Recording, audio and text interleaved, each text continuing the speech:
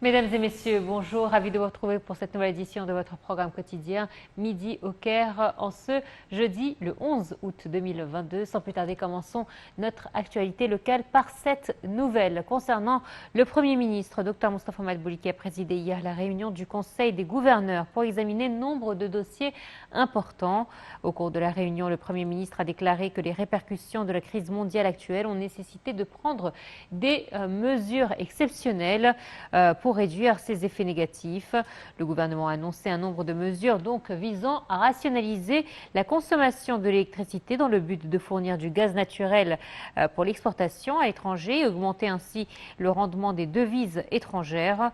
Dr Madbouli a indiqué que l'État prendra toutes les mesures nécessaires pour faire face à cette crise sans précédent.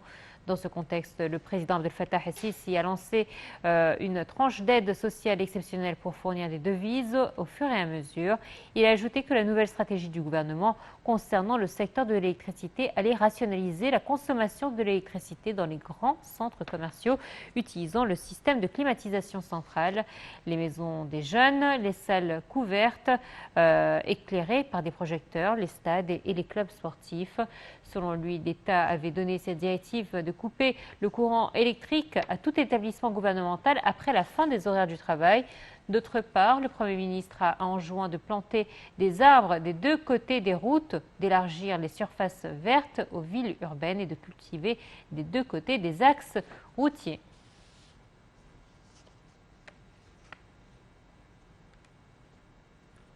Et le chef du gouvernement a passé en revue lors d'une réunion avec les ministres et responsables concernés des mécanismes d'investissement dans les domaines du sable blanc et du quartz, les primes qui leur sont dédiées ainsi que l'amélioration de la plus-value de ces matières.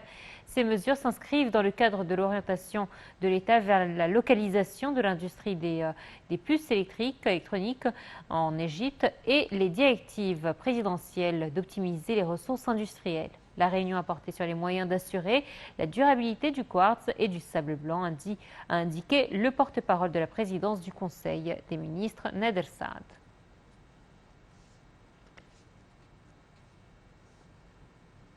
Et le ministre du Développement local, Mahmoud Sha'raoui, a souligné l'intérêt que son ministère accorde à la mise en place ou la mise en œuvre des directives de la direction politique liées à la généralisation des bonnes pratiques du programme de développement local en Haute-Égypte d'ici 3 ans, et ce lors de l'examen d'un rapport du bureau de coordination du programme de développement local en Haute-Égypte sur les résultats de la visite effectuée en juillet dernier en Haute-Égypte par une délégation du programme. Les détails avec Perihan Farou. Le développement local accorde un grand intérêt à la mise en œuvre des directives de la direction politique liées à la généralisation des bonnes pratiques du programme de développement local en Haute-Égypte d'ici 3 ans. C'est le ministre du Développement local, Mahmoud Sha'raoui, qui a fait cette déclaration lors de l'examen d'un rapport du Bureau de coordination du programme de développement local en Haute-Égypte sur les résultats de la visite effectuée en juillet dernier au gouvernorat de Menia, Asiout et Soheg par une délégation du programme dirigé par Hichem El-Helbaoui, directeur du dit programme. M. Sha'raoui a affirmé son souci de suivre les programmes réalisés dans les projets d'infrastructure, de services et économiques qui sont mis en œuvre dans les programmes de Menia, Asiout, Soheg et Qena, ainsi que l'exécution des directives du président Abdel Fattah el-Sisi concernant la généralisation des réformes structurelles dans les systèmes et pratiques d'administration locale accomplis à Soheg et Qena. Il a également évoqué les efforts constants du ministère pour accélérer l'exécution de tous les projets en cours et ciblés pendant l'exercice 2022-2023 pour assurer qu'ils soient terminés avant le 30 juin prochain. Pour sa part, M. El-Helbaoui a indiqué que le programme visait à introduire un changement global dans les aspects du développement sur les plans économiques et social, soulignant que les priorités de travail au cours de la prochaine période porteraient sur les activités et les mesures qui stimulent le développement durable, notamment des ressources des gouvernorats et sur la bonne gestion des ressources financières locales.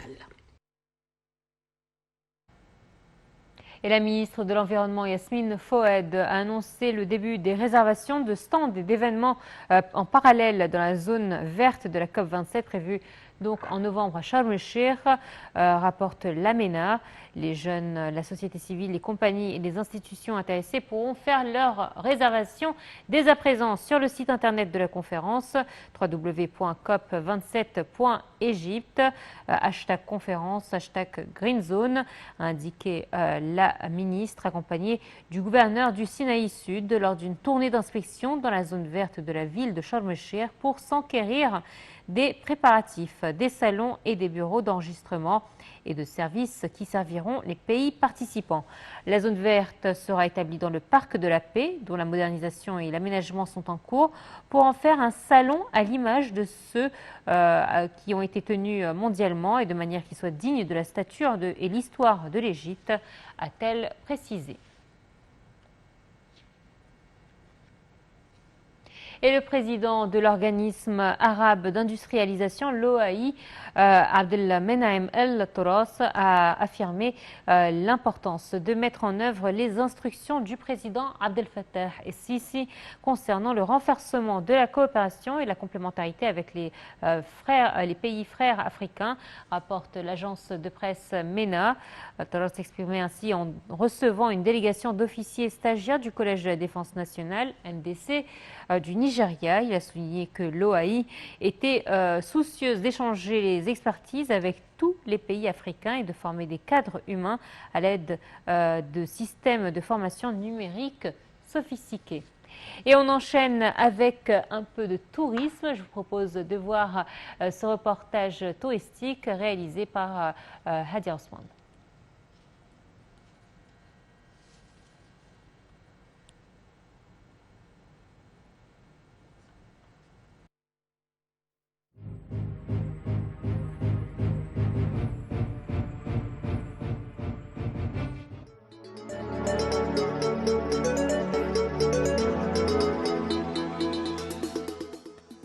Le ministre du Tourisme et des Antiquités, Dr Khaled El-Anani, et le ministre du Développement local, le général Mahmoud Sha'raoui, ont inauguré le trajet de la Sainte Famille à Wadi Al-Natroun. Dr El-Anani a exprimé sa joie lors de l'inauguration des nouveaux points sur le trajet de la Sainte Famille à l'occasion de l'anniversaire de son entrée en Égypte en juin, notant la grande importance de ce jour historiquement et religieusement pour les Égyptiens. Le voyage de la Sainte Famille fait également partie du patrimoine religieux mondial unique de l'Égypte par rapport aux autres pays du monde, car ce voyage béni est lié à la chère terre d'Égypte pendant plus de 3 ans et demi, au cours desquels la Sainte Famille a béni plus de 25 endroits dans différentes parties de l'Égypte. Le ministre du Tourisme et des Antiquités a souligné lors d'une conférence de presse l'intérêt accordé par l'État à faire revivre le chemin de la Sainte Famille. Le ministère du Tourisme et des Antiquités lui a accordé un grand intérêt archéologique et touristique. Le Conseil suprême des Antiquités est en train de restaurer les sites archéologiques situés sur ce trajet, en plus de développer les services touristiques et d'augmenter l'efficacité des routes qui y mènent. Le ministre a indiqué que le ministère avait formé un comité national composé d'experts pour préparer un dossier à soumettre à l'UNESCO afin d'inscrire l'itinéraire de la Sainte Famille sur la liste du patrimoine mondial immatériel et pour inscrire les 4 monastères de Wadi Natroun sur la liste du patrimoine mondial tangible. Ceci sous la supervision de l'Église égyptienne, d'autant plus que le trajet de la Sainte Famille est un produit touristique unique en Égypte. Le ministre du Développement local a déclaré que les 8 gouvernorats ont achevé les préparatifs pour développer le chemin de la Sainte Famille et présenter à l'Égypte, à son peuple et au monde entier l'un des plus importants monuments patrimoniaux et même humains liés à nos peuples. L'aménagement du trajet a été achevé et réhabilité et préparé pour les visites et les programmes touristiques internationaux.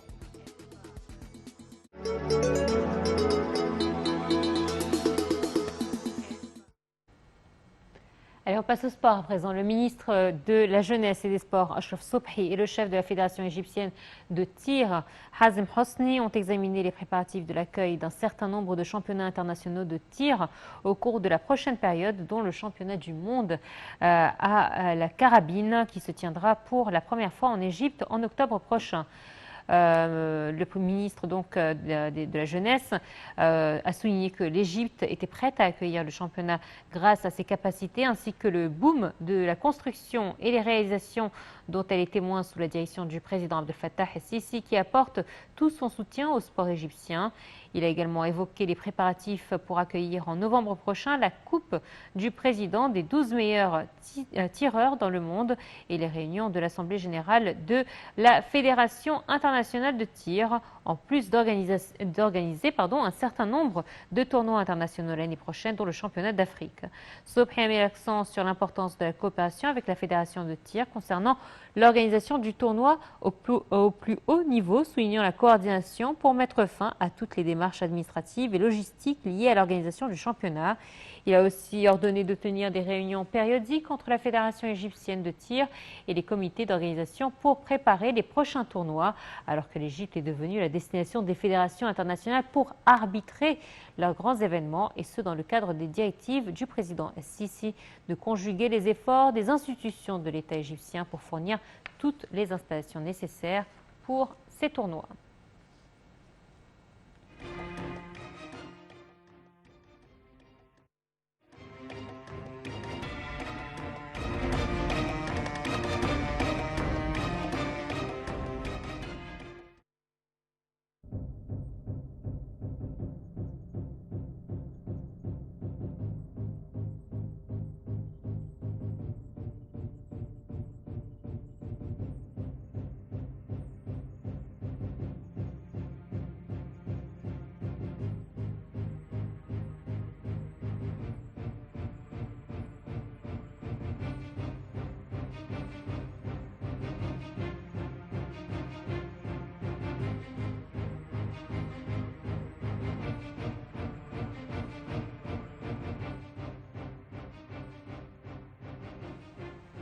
Et puis la Confédération africaine de football, la CAF, a annoncé le lancement de la compétition Super League africaine à partir de l'année prochaine.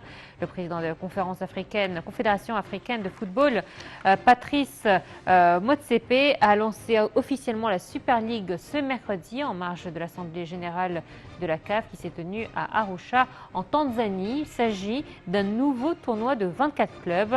Les 24 clubs participants seront répartis en 3 poules composées chacune de 8 formations. Une poule Afrique du Nord, une poule Afrique centrale et de l'Ouest et une poule Afrique du Sud et de l'Est.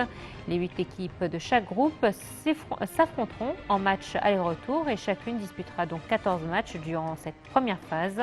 À l'issue de cette phase de groupe, les 5 premiers de chaque poule et le meilleur 6e, tout groupe confondu, prendront part à la phase éliminatoire directe à partir des 8e de finale qui marqueront la fin de la répartition géographique.